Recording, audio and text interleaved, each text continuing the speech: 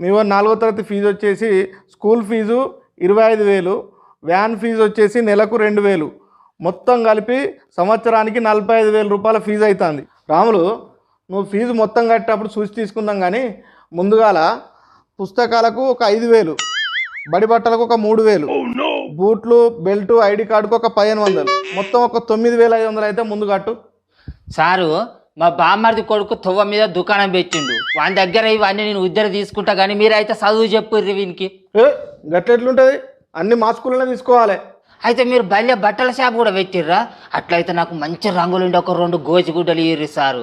అట్లనే బూట్ల షాప్ కూడా పెట్టిల్లు అంటాను కదా, నాకు ఒక జత తోలు చెప్పులు కూడా ఇర్రి సారు, పుణ్యం ఉంటుంది.